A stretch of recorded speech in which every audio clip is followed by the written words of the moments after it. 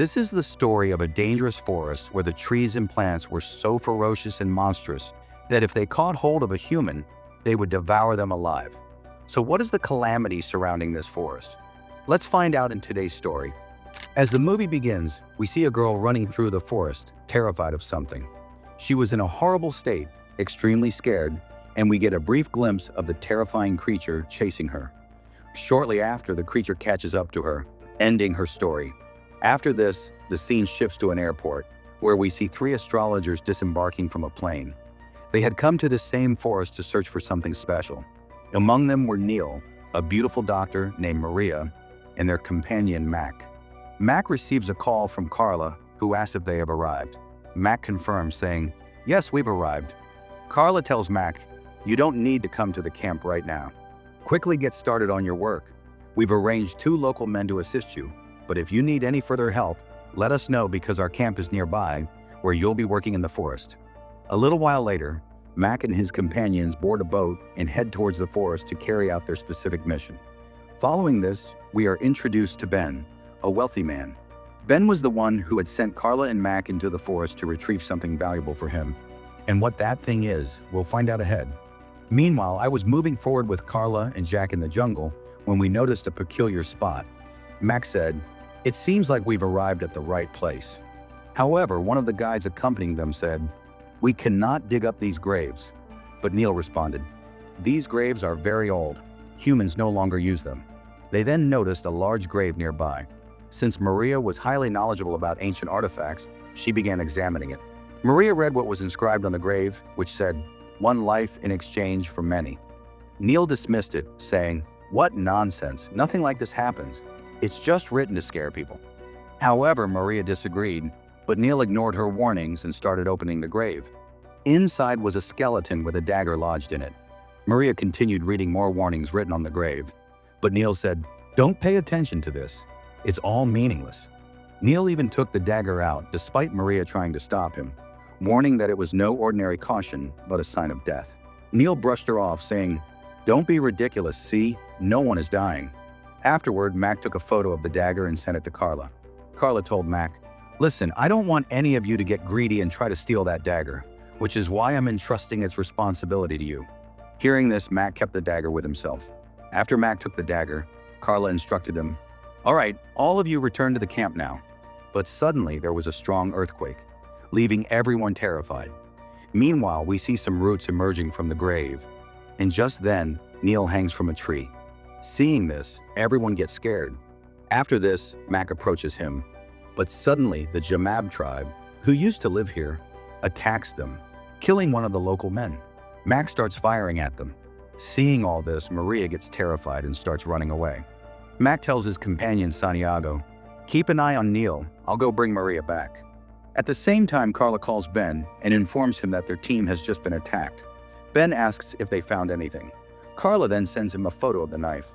Hearing this, Ben says, "I'll get there as soon as possible." Meanwhile, Maria runs deeper into the forest, and Mac is searching for her.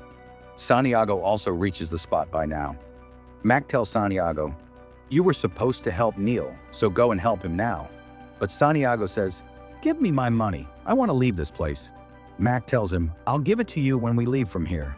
Frustrated, Santiago snatches Mac's phone and tries to call the police. Mac stops him, but Santiago doesn't listen, prompting Mac to attack him. During the scuffle, Mac's phone also breaks. Mac tells Santiago, "No one is leaving this place until we find Maria." Santiago agrees but insists, "I'm not going back alone." Meanwhile, Neil is screaming for help, but then suddenly he fell down and someone stopped near him. Meanwhile, on the other side, Carla tells her teammate to find out where Mac and his team are. She then approaches another teammate and says, "Arrange for more people who are good at fighting." In the forest, as Mac and Santiago were moving ahead, they suddenly heard some terrifying sounds. Mac asks Sonny to follow him, and Sonny starts walking behind him. However, Santiago was now quite scared. When he stepped back and stood near a tree, there was some movement around it. Santiago had no idea that he was standing near a man-eating tree. Just as the tree tried to grab him, Santiago managed to escape. Mac came to him and asked what had happened. Santiago told him that the tree had tried to grab him. Mac replied, "Stop doing drugs, it's just your hallucination." After that, they moved forward. Meanwhile, Maria was being chased by members of the tribe. They caught her, but suddenly the root of a tree grabbed one of the men and pulled him away. As another man advanced toward Maria, someone shot him. It was Mac. He had now reached Maria and helped her. On the other hand, Neil was captured by the tribal people. They took him to a certain place and left him hanging there. Soon after, a girl approached him. She introduced herself as Emma and told him, "2 weeks ago, I came here with my partner to work as a nurse, but the organization didn't inform us about this tribe, and all my companions were killed." Meanwhile, Mac and his teammates reached the spot where Neil was hanging, but upon seeing the cut rope, they realized that Neil has been taken by the tribe. Meanwhile, Emma figures out that some ritual is about to take place in the tribe. The tribe's people capture Emma and tie her to a special kind of stone. They prepare for their ritual, leaving her bound and alone. Neil asks them, "What are you doing?" But no one answers. Neil screams, begging them to let her go, but they ignore him. Suddenly, there is movement in the jungle. Neil is completely shocked to see some roots moving toward Emma. He becomes terrified as the roots wrap around Emma, and before his eyes, Emma is torn into 2 pieces. Neil is helpless and can do nothing. Meanwhile, Bane is advancing through the jungle with his companions when the tribe's people attack them, killing everyone. Bane calls Carla, asking for reinforcements, but the tribe attacks their camp too. The tribe's people despise outsiders interfering in their territory. Carla tries to escape but is captured and knocked unconscious by the tribe. A while later, Meg and Santiago arrived at the camp. Seeing the devastation and dead bodies, they realize that the tribe is behind all this. They search for a source to call for help. While checking some files in the camp, they discovered that several teams had been sent here before to work for Bane, but none of them ever returned. Now, once again, Mac decides to venture into the jungle to save his companion, Neil. On the other hand, the tribe was preparing to sacrifice Neil for their ritual. Since the tribe had also brought Carla to their camp, Neil tells her, "Look, these people are going to sacrifice me. I'll attack them, and you should seize the opportunity to escape." As soon as the tribe lifts Neil, he attacks them. Meanwhile, Carla quickly picks up a knife, but Neil is once again tied to the same rock. After that, the tribe chants their mantras again to summon the roots, and Neil is split into 2, just like before. Following this, it's Carla's turn. Witnessing all this was not easy for Carla, but with the help Neil gave her, she managed to escape. She runs to a tree and stands there, and just then, Ben approaches her.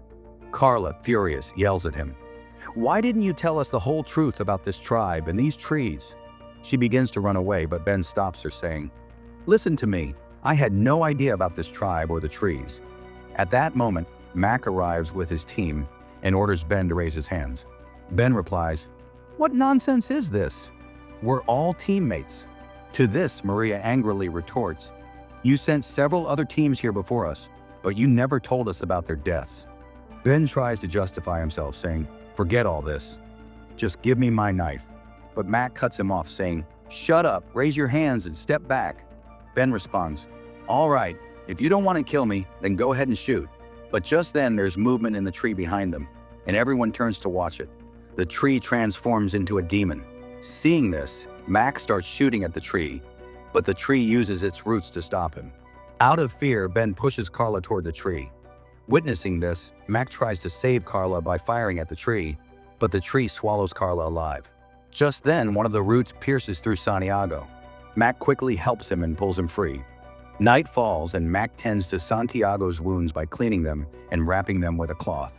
Shortly after, a large group of tribal people arrives and surrounds them. When Mac asks them why they are doing this, their only response is that they want to awaken their guardian. Mac asks, "Do you consider this demonic tree your guardian?" They reply, "No, it is the corpse you disturbed." Mac apologizes, saying they didn't know, and it was all their fault. Miriam, who understands the tribe's language, translates for Mac. She explains that in ancient times, outsiders would invade the tribe's land. To protect themselves, the tribe's elders used magic to bring the tree to life. The tree wiped out all the outsiders who intended to harm them. However, over time, the demonic tree started preying on the tribe members themselves. To counter this, the elders created a guardian to protect them from the tree. The tribe member strikes a knife on the ground, and Miriam explains that to save the tribe, this knife must be returned to the grave. At this point, the tribe members notice that the roots of a tree have started growing inside Santiago. Seeing this, Santiago becomes terrified. One of the tribe members says something to Maria, and she tells Mac that if the knife is struck on the guardian's grave covering soon, Santiago can be saved. Hearing this, Mac says, "I'll do it. Give me the knife." Afterward, they all head to the grave, and Mac strikes the knife on the corpse lying on the grave.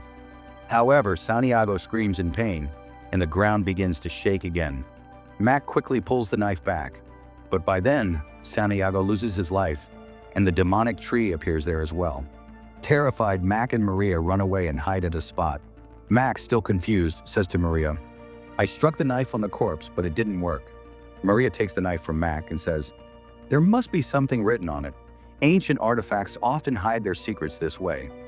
After reading the symbols on the knife, Maria explains, "The tribe members didn't want to save Santiago, but to bring him near the grave and sacrifice him.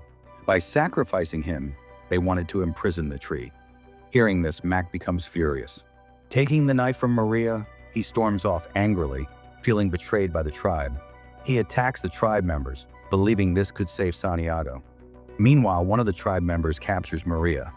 Mac, in his rage, knocks one of the tribe members unconscious and places him near the grave. At the same time, another man arrives, bringing Maria with him and asks him to stop.